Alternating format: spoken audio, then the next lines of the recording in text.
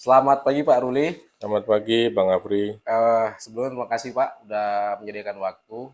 Barangkali hari ini saya sedikit mau menanyakan beberapa hal tentang karir Bapak selama di BPJS Ketenagakerjaan. Barangkali Pak Ruli boleh share ke kita dan ini merupakan bagian dari program pengembangan saya dan juga teman-teman dan barangkali ini bisa menjadi insight bagi kami sebagai generasi penerus di BPJS Ketenagakerjaan. Mungkin ada beberapa pertanyaan Pak Ruli, boleh Pak di-share ke kita seperti apa pengalaman Pak Ruli pertama masuk di BPJS Ketenagakerjaan dan itu dimulai di tahun berapa Pak? Baik, terima kasih, Bang Afriwan. Suatu kehormatan ini, Bang Afriwan menanyakan sesuatu tentang diri saya ya. Ya, betul Pak. Ya, mudah-mudahan bisa membantu Bang Afriwan dan bisa menjawab eh, hal-hal yang terbaik yang bisa diambil dari buat Bang Afriwan. Saya masuk di BPJS Ketenagakerjaan ini dulunya Jam Sostek, PT Jam Sostek Persero, itu tahun 2004. Oh, 2004 Pak ya. Bulan November saya terima ya. Sebelumnya telah mengikuti beberapa kali tes ya, tes tahap-tahapannya tes itu, dan akhirnya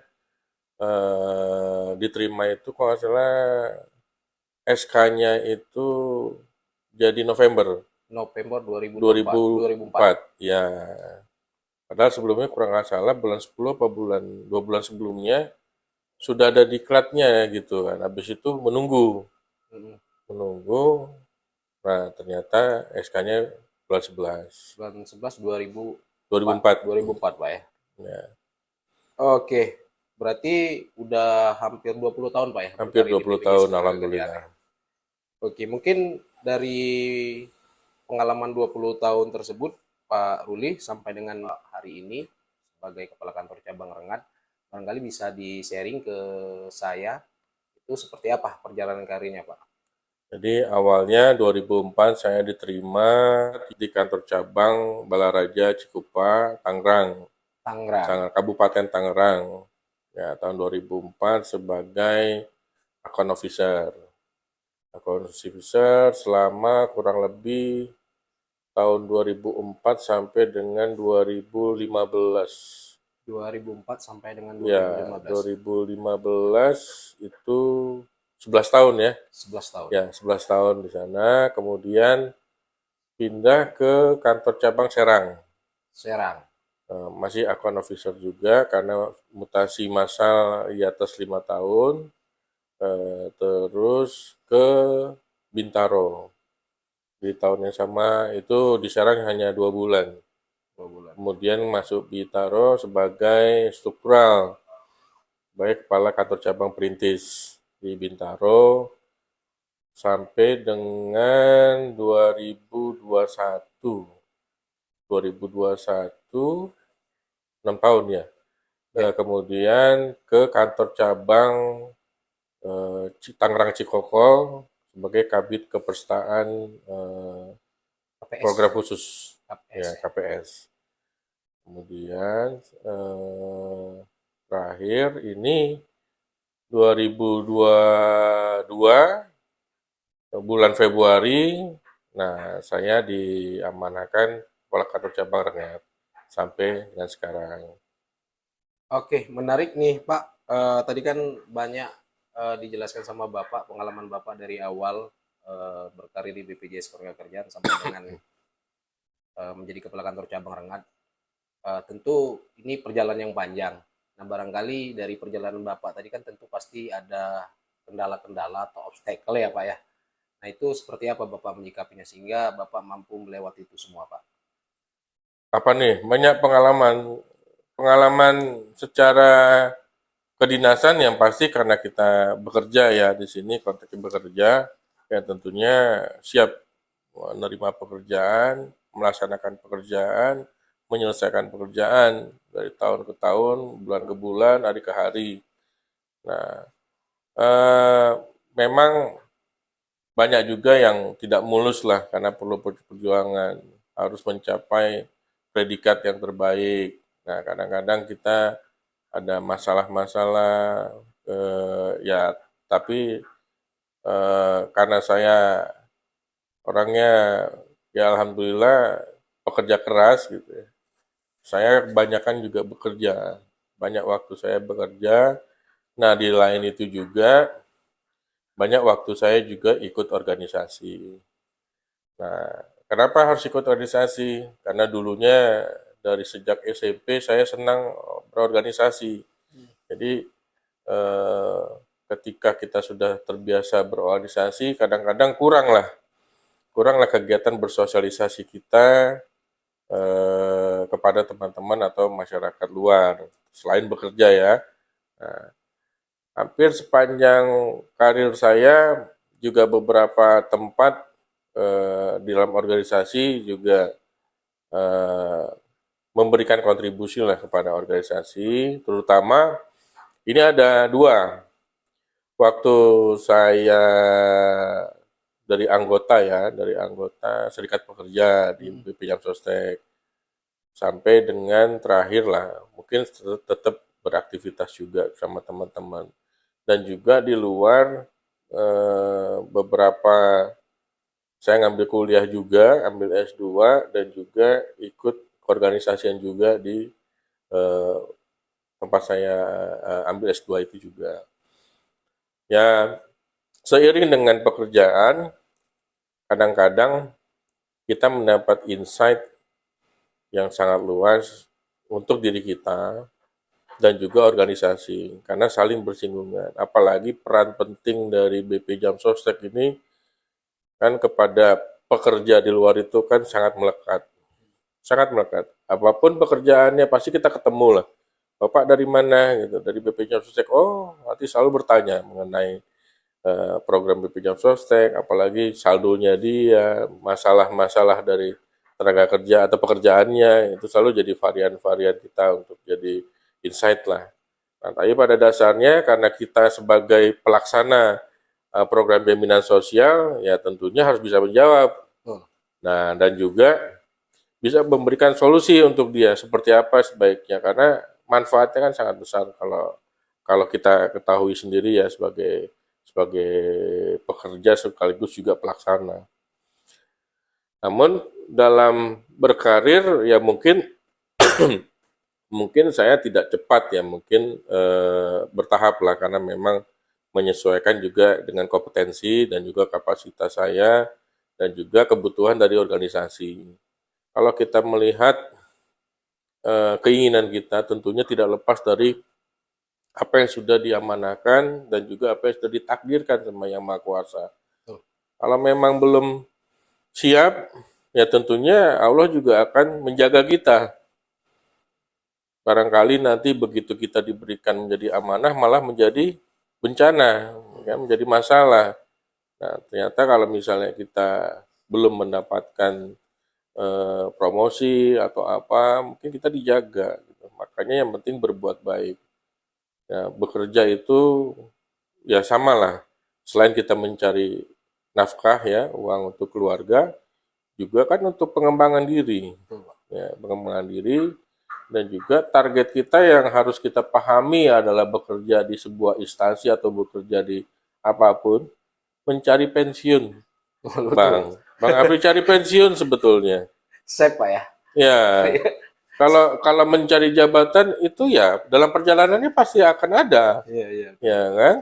Dan jabatan itu bisa aja di internal kita atau bisa di luar. Siapa tahu ketua RT, ketua RW, atau malah jadi Itu jabatan juga, Pak. ya itu jabatan malah jadi apa pimpinan daerah. Kalau bahasa kampung gitu cari aman lah, Pak ya. Masa tua nanti. Tidak juga. Artinya kadang kita mengukur diri kalau kita saya dari orang tua mungkin ya turunan orang tua adalah seorang pekerja. Iya. Nah, lain kalau misalnya orangnya pebisnis atau pedagang, mungkin dia punya challenge gitu. Nah, challenge-nya masing-masing kan orang berbeda-beda. Ya mungkin saya ditakdirkan dan juga diminta untuk apa ya eh, melaksanakan tugasnya dari pemerintahan atau melaksanakan tugas dari perusahaan. Itu kan misalnya kalau misalnya jadi pedagang atau jadi pengusaha itu kan bertarung dengan yang lainnya untuk survive. kita pun juga untuk survive, tapi jaminannya kalau kita sudah bekerja dengan baik, tentunya sampailah kita, target kita sampai pensiun, insya Allah. Oke, menarik Pak. Cukup panjang penjelasannya, cukup clear buat kita. Yang saya lebih menarik itu terkait dengan organisasi tadi. Jadi saya dengar Bapak tadi ternyata selama berkarir di BPJS Ketenagakerjaan tidak hanya fokus bekerja ya, tapi juga berkarir di suatu organisasi yang ada di internal kita yaitu Serikat Pekerja, yang notabene yang saya dengar juga posisi yang Bapak jabat pada saat itu cukup strategis. Itu barangkali boleh Bapak share ke kita Pak, gimana barangkali untuk kami bahwasanya kerja itu tidak hanya kerja, itu harus berorganisasi, dan organisasi inilah tempat atau wadah kita, menempat kita untuk menjadi next leader BPJS Ketenagakerjaan. Ya. Barangkali seperti itu nggak Pak? Ya. Yang utama itu kan apakah Bang Afri senang berorganisasi? Nah, diri kita juga, apakah kita minat berorganisasi, apa kita nggak minat? Ya kan, tergantung. Jadi keduanya adalah pembagian waktu. Nah, itu pasti tuh. Kalau misalnya ngilang-ngilang aja dalam bekerja pasti dicari sama atasan kan. Bahkan bisa kena SP. Iya, betul. Ya, tapi alhamdulillah saya pun juga ini ya keterbukaan ya. Kadang kita berorganisasi ini bukan hanya untuk main-main. Ya, bukan hanya untuk menghindari pekerjaan, tidak. Pekerjaan itu melekat itu. Namun gimana cara baginya? Karena di organisasi itu juga sangat pentingnya adalah apa? Ini menolong orang lain juga. Betul. Nah, berbuat baik juga kepada siapa? Ada kebetulan itu kan serikat pekerja. Tujuannya adalah ya kan sebagai wakil kami ya, wadah aspirasi dari karyawan juga. Berarti ada tugas juga membawa aspirasi, menjaga aspirasi dan membawa keberlangsungan hidup dari perusahaan juga. Nah, konteksnya dulu saya banyak dari SMP, SMA, nah kuliah lah paling banyak. SMP, SMA mungkin masih anggota. Yang saya senang mau coba-coba fotografi saya ikutin, ya kan paskibraka, kelompok ilmiah remaja. Nah, suatu saat ada latihan kepemimpinan dari HMI. Ada juga latihan pendidikan juga dari Gemini. Ya waktu kuliah. Terus kemudian juga saya juga olahraganya dulu senangnya basket. Ya. Teater juga, saya lihat kok teater bagus ya, dia mau menampilkan sesuatu, gimana sih lihat keadaan kondisi keorganisasiannya. Tapi konteksnya, kok bisa ya mereka membuat gitu dan juga mengelola. Nah, kata mengelola inilah yang bagian dari saya, dari sejak itu, ingin terlibat, kemudian otaknya manajemen ya. Nah, kebetulan ngambil kuliahnya juga ekonomi manajemen perusahaan. Ya artinya manage. Ya mulai awal-awal ya kadang-kadang kan kita keterbatasan ilmu dan juga pengalaman ya masih cupu lah gitu, masih biasa. Lama-lama kita sangat dibutuhkan. Nah, ternyata organisasi itu membutuhkan.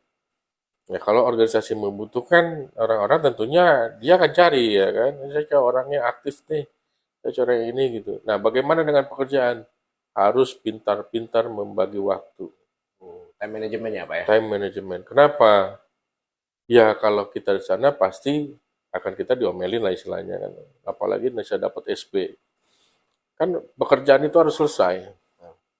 Karena pekerjaan itu menyangkut pihak lain atau binaan kita, ini kan perusahaan lain, peserta kita, dan juga ada karyawannya, itu berarti kan sama seperti kita juga. Nah, tanggung jawab. Nah, kalau tidak tertanam tanggung jawab, ya selesai, sudah. Selain pekerjaan, ya main-main, ya sudah, nggak dibutuhkan. Nah, alhamdulillah, kadang saya senang gitu ya. Jadi bagi-bagi waktu tinggal mendapatkan izin juga dari atasan. Ya, penting pekerjaan selesai, ini bisa dihandle, ya sepanjang tahun itu bisa bagi waktu. Kadang-kadang sampai malam loh. Kadang saya pertama merasa ini ya, karena biasanya organisasi itu punya kepentingan ya. Pasti Pak. Kepentingan dalam tanda kutip kepentingannya yang golongan tertentu. Pada awalnya saya nggak tertarik. Saya nggak tertarik. Karena buat saya waktu di kuliah itu sama aja. Ya. Ada kepentingan. Dan ternyata kalau misalnya skupnya ternyata kecil atau skupnya cuma jago kandang aja, saya melihatnya kurang.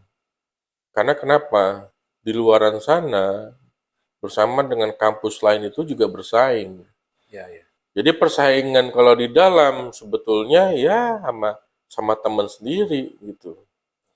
Atau kepentingannya atau hal-hal ini ya masih oke lah gitu. Tapi kepentingannya kelompok ini memenangkan grup-grup tertentu ini yang kurang menarik buat saya.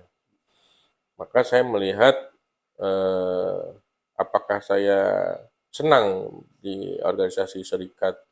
Ya ternyata tidak hanya itu. Tidak hanya itu kekhawatirannya, lebih dari itu ternyata ada juga yang harus diperjuangkan.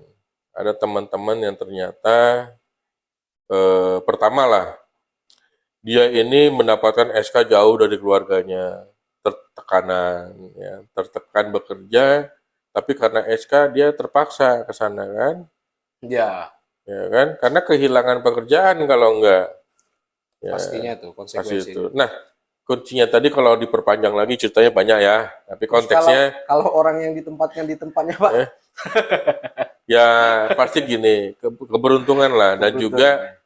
dan juga karena konteks apa karena perusahaan kita ini institusi kita ini sudah nasional, Iya, jadi mau nggak mau kita harus siap di mana saja. betul Pak. Betul. Dan juga Karena tapi tidak boleh juga harus fair juga. Tidak boleh ada juga atas kepentingan tertentu, atas dasar tertentu atau hal-hal tertentu iya. dia dienakkan. Karena kita udah kontrak Pak ya dari Ya, awal sudah. karena sebetulnya bekerja itu ya enak nggak enaknya ya udah pasti nggak enak. Yang enaknya adalah ya karena kita sudah bekerja harusnya patut disyukurin gitu. Nah ditempatkan di mana ya sini ini harus jadi tantangan. Nah di serikat inilah tantangannya ternyata banyak. Ya, jadi banyak juga yang harus dipenuhi selain pemenuhan mereka harus siap bekerja di tempat lain Iya. dan juga fasilitas yang di sana juga seimbang. Nah, ini sampai sekarang masih dalam perjuangan kita lah. Nah, mungkin panjang, sangat panjang lah. Nanti bisa diambil yang bagusnya aja ya. Pada dasarnya adalah konteks kita bekerja bersama dengan serikat pekerja juga itu saling terkait lah. Dan juga menumbuhkan pengalaman kita, experience kita, dan juga bagaimana kita memanage diri kita seperti time tadi, waktu tadi, memanage waktu dan juga memanage orang lain. Oke. Ya, konteksnya nanti bisa mengarah kalau kita kerucutkan lagi ya mengasah diri untuk menjadi leader yang baik. Oke. Menarik nih Pak. Tadi udah beberapa pertanyaan terkait dengan karir. Nah ini main questionnya lah, pertanyaan intinya. Kita akan masuk ke tema tentang kepemimpinan. Hmm. Kita tahu BPJS Ketenagakerjaan ini adalah lembaga yang besar, ya barangkali bisa dikatakan salah satu apa ya pendukung ekonomi Indonesia lah, dengan dana kelola yang cukup besar dan dengan bahkan direksi kita mencanangkan 2026 itu dana kelola kita targetnya hampir 1,2 1000 T. 1000, sekian triliun. Ya, 1000 Nah, lebih. 1000 lebih. Tentu kalau kita ngelihat frame yang lebih jauh, artinya kita sebagai penerus atau generasi penerus BPJS Ketenagakerjaan, suka nggak suka mau nggak mau kita harus mempersiapkan diri kita. Nah ini saya pengen tahu pandangan Bapak terkait dengan kepemimpinan yang ada di BPJS Ketenagakerjaan. Dengan target yang begitu besar, apakah kita bisa achieve nanti di 2026? Bahkan 2030 atau 2045 seperti apa nanti BPJS Ya. Ketenagakerjaan terkait dengan kepemimpinan kita, Pak? Baik, ini tapi dalam pandangan saya aja saja ya. Betul, Pak. Tapi kalau konteks leadership sebetulnya pakemnya sudah jauh-jauh sebelum abad-abad kita secara akademis ya, itu sudah banyak yang mempelajari teori-teori kepemimpinan. Bahkan berbagai era tahun sebelum 65, setelah 65, ngikutin sejarah kita aja ya. Di selama kepemimpinan kebangsaan kita ini turut juga memberikan insight bahwa era di kita pun juga ada era direktur yang pertama, kedua, ketiga terus sampai sekarang gitu kan, punya gaya yang berbeda, karakter yang berbeda. Dalam konteks teori, leadership itu dipelajari. Nah, banyak variannya. Karena banyak juga kepemimpinan itu tidak hanya lahir ya, tapi dilahirkan. Dilahirkan. Ya, artinya dipelajari. Berarti di-create ya, Pak? Di-create. Oh, ya, jadi tidak terlahir begitu aja, tidak ada yang spontan dia terlahir jadi leader, tidak. Dia ada proses. ya, karena belum ada penelitian orang yang terakhir, bayi-bayi yang terakhir itu akan menjadi pemimpin. Gen-gen seorang pemimpin karena belum ada ya. Iya, karena tidak. pada dasarnya pada Ya, kita lahir bahkan sama, Pak ya. agama kita kan sejak lahir itu kita sudah jadi pemimpin sebetulnya. Oke. Ya, karena dari proses sebelumnya itu kan hanya satu atau dua yang terlahir di dunia ini, ya karena kehendak Allah SWT, ini dia sudah menjadi pemimpin.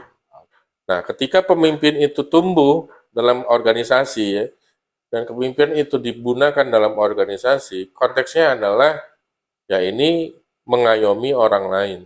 Mengayomi, Pak ya. Ya, memanage orang. Memanage orang. Karena yang bekerja di situ yang terlibat adalah orang.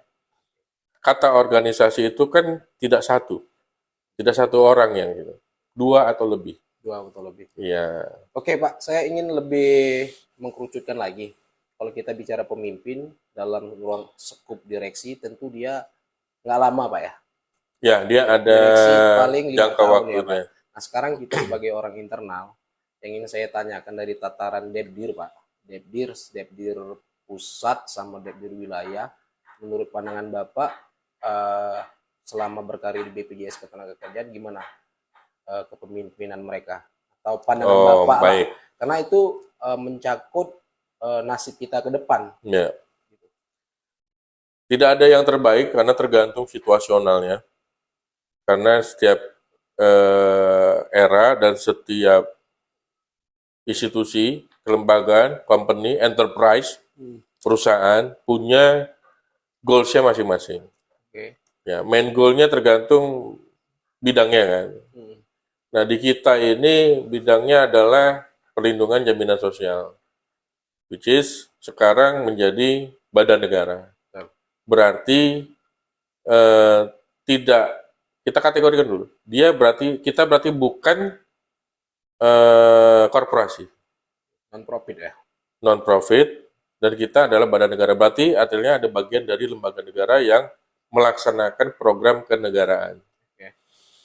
Nah, berarti konteks kepemimpinannya adalah bukan hanya persaingan, tapi berbasis kepada kemampuannya terhadap goals-nya kita apa sih sebenarnya? Mencakup, memperluas coverage kan.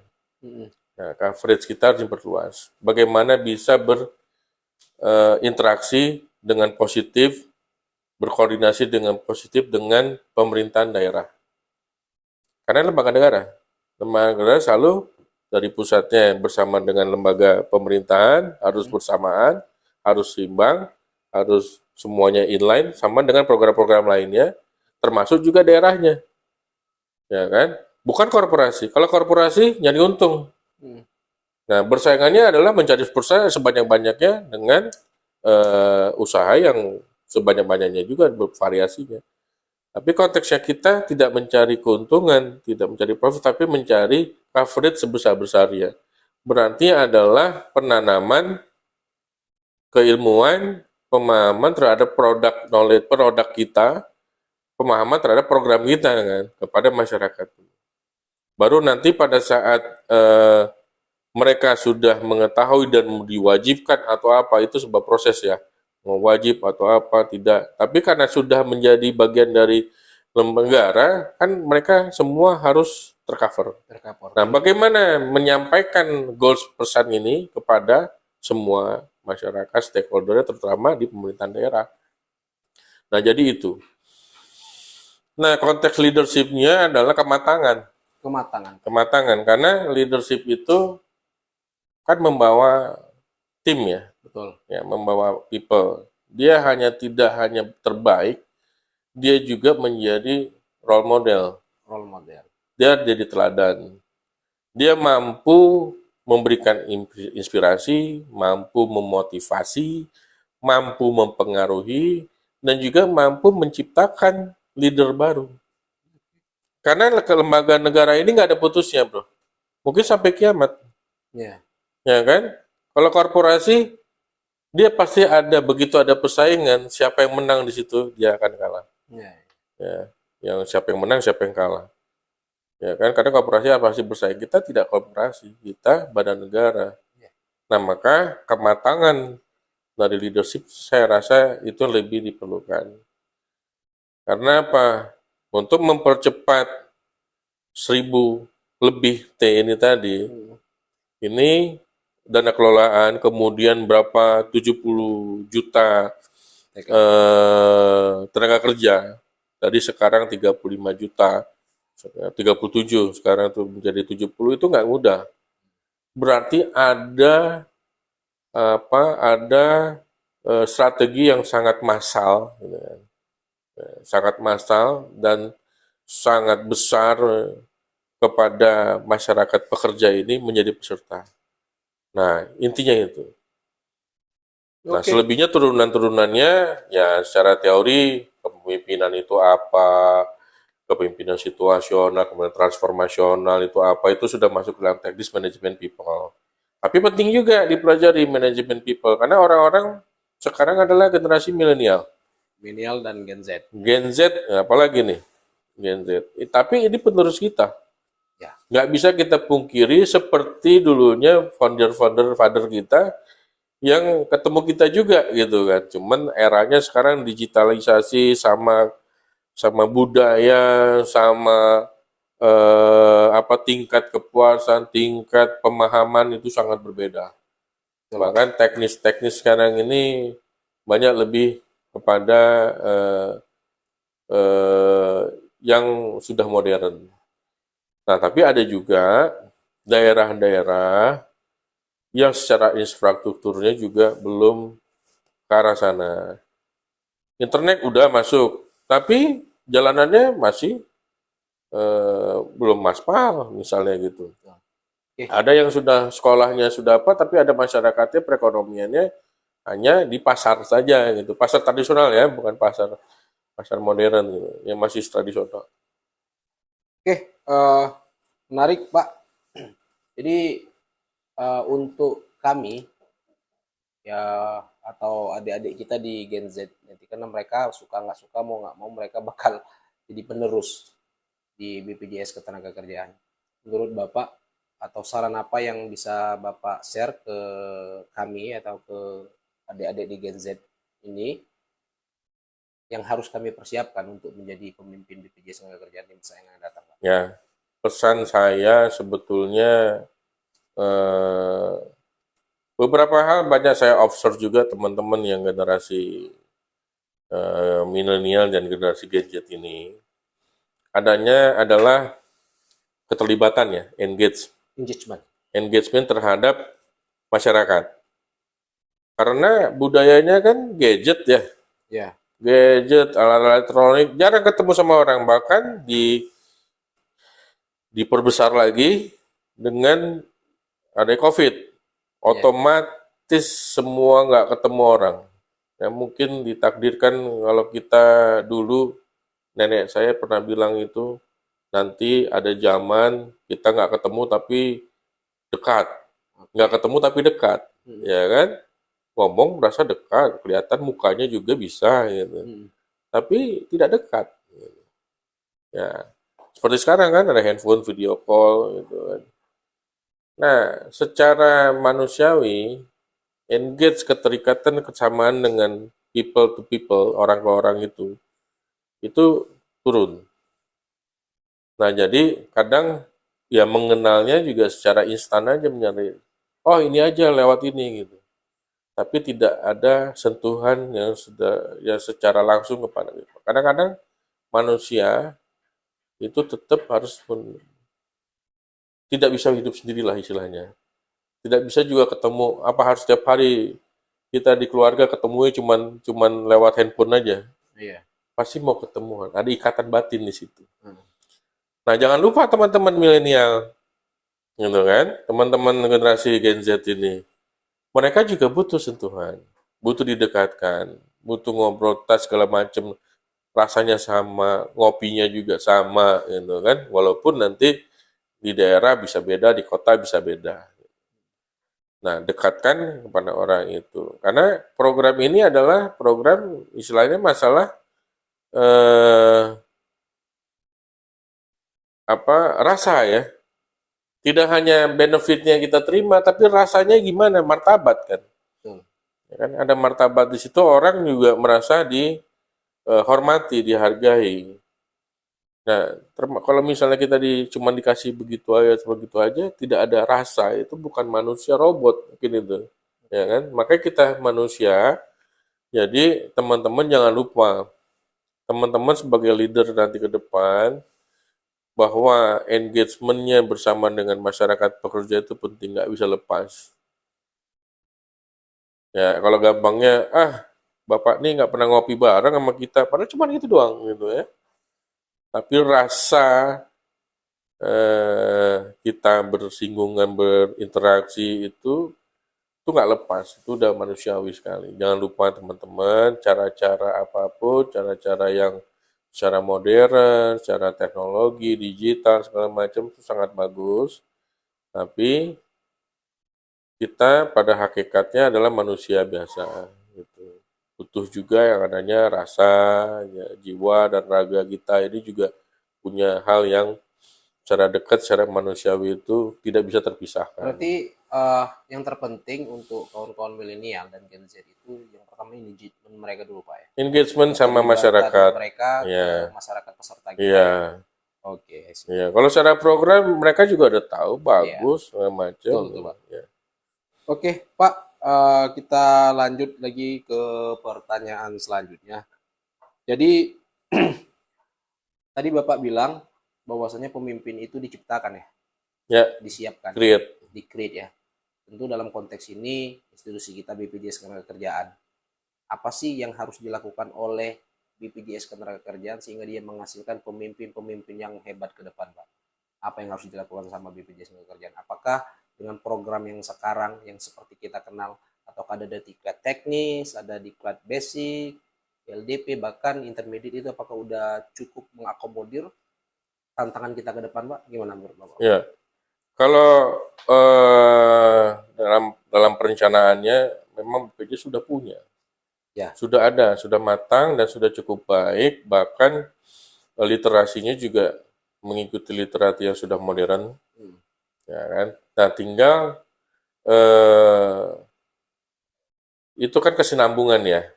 Berarti Menciptakan itu tidak gampang gitu. program yang ada sekarang itu udah reliable, Pak? Udah eligible untuk kondisi kita Betul. sekarang ke depan, Pak? Iya, tinggal apa ya? Karena kan ini eranya berubah-ubah. Ya. Eranya selalu berubah, berarti selalu ada perubahan-perubahan dan juga experience. Nah, sudah banyak pemimpin sekarang sebetulnya. Sudah tercipta calon, bukan hanya kekurangan calon pemimpin, bahkan kita sudah kebanyakan calon-calon pemimpin. Yang disiapkan ya? Yang sudah disiapkan itu sudah banyak. Nah, tinggal bagaimana manajemen menempatkan mana yang matang atau yang belum. Saya rasa bukan hanya matang dalam ini ya, dalam usia atau apa, juga dalam matang dalam pekerjaannya, dalam hasil-hasilnya. Nah, kadang kan, pengalaman penting. Tidak, ada juga yang akademisnya, karena udah S2, S3 gitu, jauh pemikirannya gitu. Tidak hanya itu juga secara ini, dua-duanya. Karena secara keilmuannya tapi prakteknya nggak ada. Ya. Ya, praktek itu penting juga gitu. Pengalaman itu juga sebagai guru yang paling besar gitu. Iya. Kalau teori itu sebenarnya atau pendidikan dan keilmuan itu ada alat bantunya gitu. Ya. Alat bantu untuk membuka ruangnya. Nah, ruang itu terbuka pada saat kita prakteknya. Nah, jadi di kita paling tidak hanya menciptakan pemimpin yang matang saja, tapi pemimpin yang mampu beradaptasi dengan perubahan. Sekarang kan ada suka kata agile ya. Agile. Agile harus mampu ikut perubahan, Ya. harus mampu ikut situasi yang ada, harus mampu melihat ini berpotensi. Semua wajib diciptakan sebagai potensi. Ya. Jadi tidak ada kata habis Pak potensinya, sudah digarap semua, enggak ada. Ya. Sebanyak manusia tumbuh sekarang menjadi lebih dari 5 miliar, mungkin di Indonesia ada 200, mungkin lebih ya, 300 juta. Kemudian masyarakat pekerjanya bisa lebih dari 100 juta. Nah, kita baru pesertanya cuma 37 juta. Masih jauh. Masih jauh. Berarti ada sesuatu tugas yang besar kepada pemimpin milenial ini, ya mencakup keseluruhan itu. Kita lihat secara mana nih, masih di pelosok atau masih di daerah kota. Nah, itu Pak, pertanyaan saya yang seperti yang saya jelaskan tadi. Tadi kita sudah ini ya, di organisasi sudah ada, bahkan kan ada divisi learning ini segala macam. Ini proses penciptaannya. Berarti menurut Bapak program yang udah di-create sama katakanlah kita langsung bilang learning ya, untuk mempersiapkan kader-kader kita ya kan, itu udah oke lah Pak ya, udah cukup atau memang itu? Kalau saya masih kurang ya. Ya kurang. Karena pemimpin tidak lepas dari experience. Betul. Jadi berbagi experience, nah ini yang mungkin masih kurang. Tapi bukan berarti hanya tebar persona hasilnya gitu. Oh, apa yang kami lakukan, tidak. Tidak sebetulnya. Tapi bagaimana berkolaborasi langsung kepada pekerja yang ini. Lebih pada prakteknya lah. Praktek Pak ya. Lebih pada experience-nya itu di lapangan seperti apa, orang ini seperti apa, orang ini seperti apa. Jadi kadang pertemuan itu di kita tuh, apa yang kami lakukan telah membuahkan hasil. Iya, betul, di daerah tersebut. Belum tentu di daerah lain. Nah, makanya pemantauannya adalah berbagai daerah ini kan varian. Nah, berbagai varian ini yang harus didukung. Misalnya timnya atau kurang apa. Nah, itu yang harus engage-nya dari learning, divisi learning sama masing-masing cabang. Karena yang kita ketahui, mulai dari kita BLDP, ILDP atau intermediate tadi kan, itu seragam. Semuanya teori kan. Ya, seragam artinya, semua. Kalau poin yang saya tangkap dari Bapak sampaikan tadi, harus ada penambahan praktek untuk menguji tadi. Ketika dia udah asesmen lulus, BLDP harus ada praktek yang memang mereka ini harus dinyatakan benar-benar layak untuk menjabat suatu posisi, harus dibuktikan praktek kan Pak? Karena biasanya kalau assessment prakteknya langsung kepada goals kita kan. Jadi kadang-kadang dia diserahkan kepada bidangnya apa, pelayanan ya, begitu. Ini PLKK, yang ini hanya sebatas administrasi. Enggak. Saya lebih cenderung target goals kita yang utama sebagai institusi adalah coverage.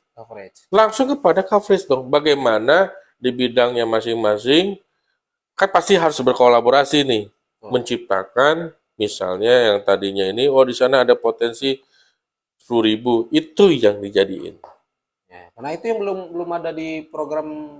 Ini yang saya mau cerita, ini juga baru nih saya dapatnya. Belum ada. Kalau konteks goalnya kita secara institusi adalah pencapaian 100.000 T, kemudian 70 juta, ya berarti hasil assessment tadi itu adalah bagaimana menciptakan itu. Betul. Kenapa harus yang teknis, technical lagi kan, gitu. Setelah assessment, BLDP udah selesai, tinggal dari tempat ya kan.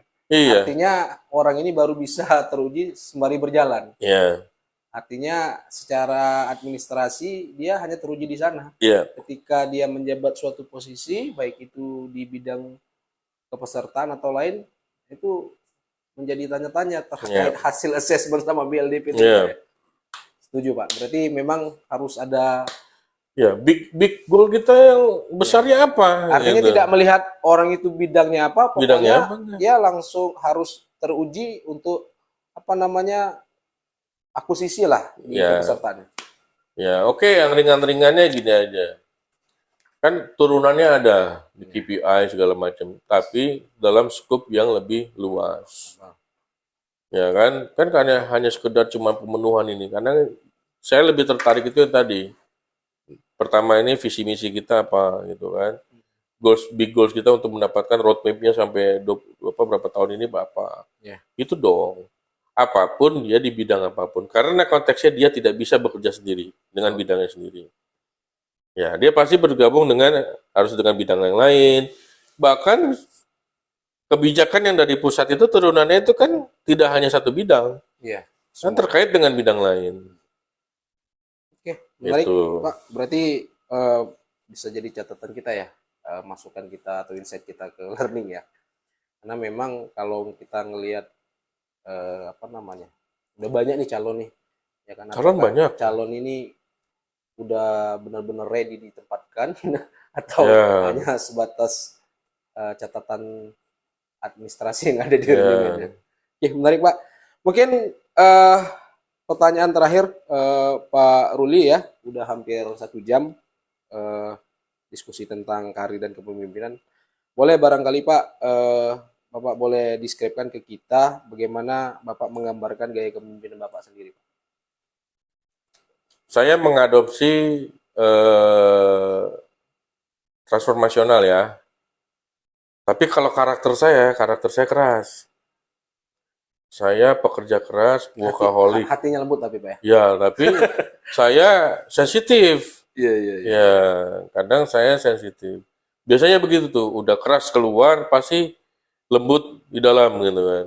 Ya, Oke, oke. banyak sih varian-varian orangnya, ada yang kaku dengan apa. Sebisa mungkin saya fleksibel karena saya berawal dari bawah. Berawal dari staff, saya tahu isi kepalanya staff, Ya, bagaimana bertindak, bagaimana menyukai atasan atau tidak menyukai atasan, menerima atau bahkan diperintahkan secara baik atau tidak baik gitu kan. Itu saya cukup merasakan dan juga saya juga berhati-hati. Namun kadang-kadang berpikir juga ini kalau nggak diginiin bisa nggak ini dia gitu kan. Jadi cengeng misalnya. Ada juga kita melihat staff, ini malah jadi manja dia gitu. Ini malah nanti ini dia. Tidak, tapi kita harus pintar-pintar melihat dia juga untuk harus bergerak, berlangkah lah ini, harus bergerak. Jadi tidak diam, dia tidak ini harus actionnya apa. Nah kadang dengan satu tim dengan yang lain tidak ada yang sama. Dan kita harus pahami itu kita sendiri berbeda dengan orang lain. Nah, maka kadang-kadang saya keras itu karena suatu konteks pekerjaan, pasti dalam pekerjaan.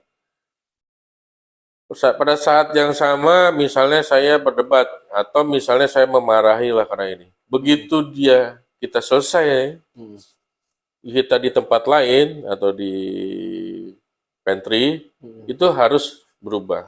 Harus selesai Pak Ya, ya? harus selesai. Harus berubah. Konteksnya adalah karena kita marahi karena pekerjaan. Dan kita tidak boleh tidak suka sama orang. Karena orang kan pasti beda. Betul, betul. Wah, ini nggak asik nih, nggak ini nih. Gue nggak seneng nih, nggak bisa. Main perasaan tuh nggak bisa gitu. Betul, betul. Ya karena dia terbentuk dari keluarga yang berbeda dengan kita misalnya. Apalagi kesukuan atau apa gitu. Jawa, Batak, atau apa, karakter, atau kadang bisa kita lihat juga niat baik dan niat tidak baik dari seseorang dengan pengamatan secara psikologi misalnya ya, kita bisa tahu. Gitu. Tapi kita tidak bisa membalasnya langsung gitu, karena leader itu tidak bisa beraksi atau reaktif terhadap orang lain itu karena subjektif. Nggak boleh. Dia patut harus rasional lah Pak ya? Dia patut diberi informasi, diberitahu kalau hal itu tuh salah. Betul, betul, betul. Kalau hal itu tidak membuat dia berkembang. Karena dia juga nggak tahu nih, kalau nggak dia digituin, dia nggak ada yang tahu. Kadang-kadang kan misalnya, kalau ini harus dimarahin nih, sampai gimana gitu. Kalau dia nggak marahin, dia nggak akan tahu. Ya, pada dasarnya kita jadi tahu karena dikasih tahu, Betul, betul. ya kan? Kalau kita nggak kasih tahu, kita cari tahu kan. Nah, kadang kan kalau ada orang tidak cari tahu, tidak ini tahu gitu, ya kemudian eh, ya tadi ditakdirkan untuk saling berinteraksi, saling ketemu maupun hal baik maupun hal buruk. Supaya apa? Menjadi sebuah pelajaran. Ada hikmahnya kadang-kadang kan gitu. Ada hikmahnya juga nih. Jadi kita bisa tahu yang lu lakuin ini ternyata ini. Banyak loh. Terutama fraud. Mm. Ya. Dia nggak tahu tuh yang namanya fraud itu seperti apa. Dia taunya seneng. Nggak taunya gitu. Membuat orang lain tidak senang lagi gitu. Ya kan? Menipu gitu kan. Ternyata emang dia tahu sejak kecil. Kita tahu apa? Mana yang menipu, mana yang tidak menipu, yang mana yang baik. Kalau kita nggak tahu kan dampaknya gitu. Nah, karena dampak itu muncul ketika dialami. Mm. Tidak ada dampak yang instannya tuh tahu-tahu berdampak apa gitu. Tidak ada, pasti ada sebabnya gitu kan. Dampak itu dampak itulah makanya bisa jadi tahu gitu. Nah, itulah. Nah, teman-teman, pengalaman itu dan juga itu mencari posisi yang baiknya. Nah, yang tidak baik itu harusnya sudah menjadi apa ya? Sudah menjadi bagian bagian yang otomatis gitu loh ya, karena ada perkembangan karena keilmuan sama sama peradaban itu. Penjahat tuh pasti ada. Bisa hilang nggak penjahat di dunia ini istilahnya gitu kan? Enggak. Ya enggak kan, artinya berbuat baik juga pasti ada gitu. Nah, tapi penjahat pun juga pasti akan berbuat baik. Konteksnya berbuat baik kepada penjahat yang lain gitu kan. Tapi tetap berbuat baik, tapi tidak intinya di situ. Tapi pelajaran dari leadership kita, kenapa dampak-dampak itulah yang menjadi acuan kita, ya kan kita patut teladani, ya kan kita patut contoh, kita patutkan harmonisasikan gitu kan, kita patut ambil hikmahnya gitu. Nah itu yang mendeliver adalah leader, ya kan? Tugasnya leader itu, karena di situ memanage people. Betul. Nah, disitulah konteks kuncinya komunikasi. Lo komunikasi, lo kasih tahu lah. Kalau lo nggak kasih tahu ya gitu ya intinya gitu kan. Iya. Ya gue nggak dikasih tahu juga gitu. Ya. Terus bisa tahu nggak kita pakai telepati? Nggak mungkin, ya kan? Dia bukan dukun, kita bukan dukun gitu kan. Ya, sama-sama kita sama-sama tidak tahu. Nyampe nggak pada kita bilang udah begini ini udah bener nih. Nggak nyampe sama dia. Oh berarti metode komunikasinya atau cara berkomunikasi lain deh. Dia nggak mudeng kalau di depan orang, panikan. Berarti agak skopnya yang berkurang. Mungkin sambil santai, atau sambil makan, atau cuman berdua aja. Kalau rame-rame, dia pikir, oh ini bukan ngomonginnya apa gitu. Ada yang sensitif. Jadi banyak variannya dalam berkomunikasi, dan kemudian juga, jangan lupa pada dasarnya leadership itu juga manusia juga ya. Pasti. Ya, dia pun harus mendengarkan. Harus memahami juga yang dipimpinnya dia ini juga punya rasa yang sama, visi yang sama. Kan nggak nyambung kadang-kadang gitu. Nah, tugasnya leader juga untuk menyambungkan. Dan sering-sering juga eh, saling memaafkan, terutama dimulai dari leadernya dong. Barangkali dia yang ini bukan mencari kesalahan orang, tapi barangkali dia yang membuat kesalahan orang, yang men-triggernya. Jadi saling memaafkan karena apa? Karena tidak semua yang sempurna. Oh maaf bro, sorry maksud gue yang ini gitu. Bro, bukan bro, woi bukan gitu. Gimana sih lo gitu. Nah, kadang-kadang gitu, emosi, marah, itu biasa itu harus biasain gitu. Paling konteksnya gitu. Oke, Pak, udah hampir 1 jam nih. Udah banyak sih insight-insight yang kita dapatkan.